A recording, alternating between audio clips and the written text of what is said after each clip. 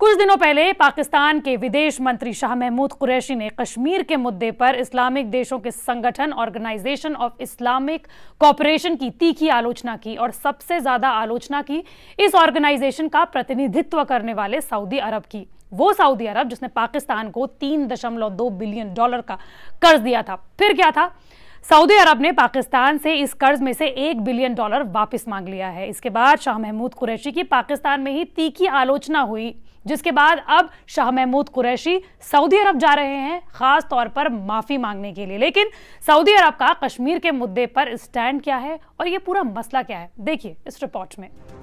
पाकिस्तान में एक TV show के दौरान शाह महमूद कुरैशी ने कहा, मैं एक बार फिर सम्मान के साथ OIC को विदेश मंत्रियों की काउंसिल की बैठक बुलाने का अनुरोध कर रहा हूं।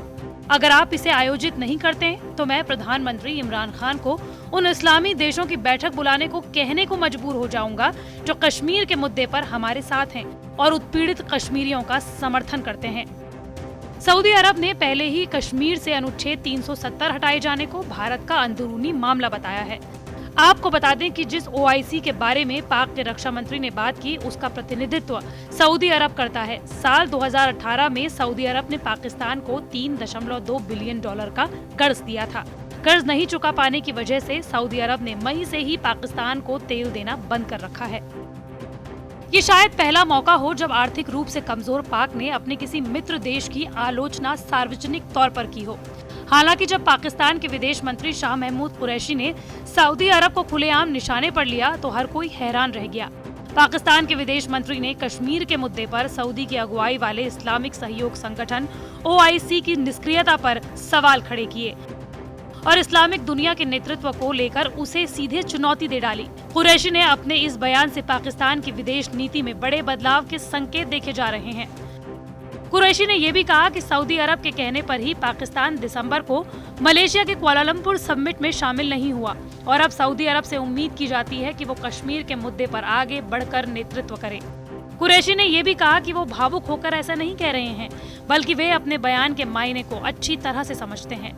कुरैशी ने कहा, ये सही है, मैं सऊदी अरब के साथ अच्छे संबंधों के बावजूद अलग रुख अख्तियार कर रहा हूँ, क्योंकि हम कश्मीरियों की प्रताड़ना पर और खामोश नहीं रह सकते।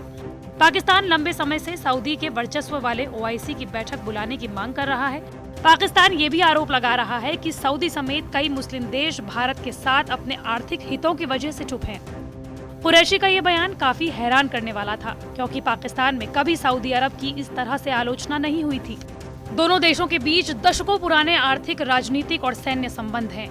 हालांकि कश्मीर पर सऊदी अरब की चुप्पी पाकिस्तान के साथ उसकी दोस्ती पर भारी पड़ रही है। पाकिस्तान पहले भी कई मौकों पर कश्मीर मुद्दे पर भारत के खिलाफ कदम न उठाने को लेकर सऊदी के सामने असंतोष जाहिर कर चुका है। जहां सऊदी अरब और UAE कश्मीर मुद्दे पर भारत के साथ हैं, वहीं टर्की, मलेशिया और ईरान ने मुखर होकर कश्मीर पर भारत के खिलाफ कड़े बयान जारी किए। तुर्की के राष्ट्रपति रेसिप तैयब अर्दोआन ने पाकिस्तानी संसद में दिए भाषण में भी कश्मीर मुद्दे पर भारत की आलोचना की थी।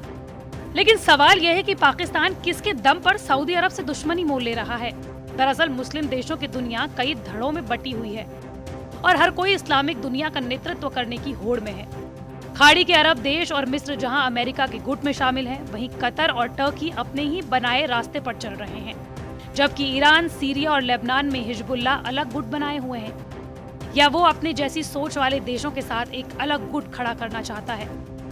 खासकर ऐसे देश जो भारत के खिलाफ खड़े होने के लिए तैयार हों, जिसमें मलेशिया, टर्की जैसे देश शामिल हैं। पिछले साल संयुक्त राष्ट्र महासभा के दौरान तीनों देशों ने इस्लामोफोबिया को लेकर आवाज उठाई थी। मुस्लिम देशों की समस्याओं पर चर्चा के लिए आयोजित की गई कुआलालंपुर समिट में पाकिस्तान भी हिस्सा लेने वाला था। हालांकि सऊदी ने इसे अपनी बादशाहत के लिए चुनौती के तौर पर लिया और पाकिस्तान को इससे पीछे हटने के लिए मजबूर कर दिया और पाकिस्तान ने सऊदी के अपने रिश्तों की खातिर इसे मान भी लिया। टर्की ने हाल ही में एक म्यूजियम को मस्जिद में तब्दील कर साफ संदेश दिया कि अब वो यूरोप की तरफ नहीं बल्कि इस्लामाबाद की तरफ आगे बढ़ना चाहता है। टर्की की इस कोशिश में पाकिस्तान ने उसे भरपूर समर्थन दिया। इसके लिए वो सऊदी से भी बगावत करने के लिए तैयार है, जिसने उसे अरबों डॉलर का कर्ज दे रखा है। पाकिस्तानी मीडिया में छपी कुछ रिपोर्ट्स में कहा जा रहा है कि सऊदी के कर्ज की भरपाई पाकिस्तान चीन से कर सकता है। वैसे भी सऊदी की अर्थव्यवस्था खुद डावाडोल चल रही है, यानी अगर पाकिस्तान सऊदी अरब से दूर जाना चाहता है तो चीन की मदद के बिना ये संभव नहीं होगा। और चीन पहले से ही पाकिस्तान पर मेहरबानी दिखाता आ रहा है, चाहे वो भारत के साथ दुश्मनी मोल लेना ही क्यों न हो।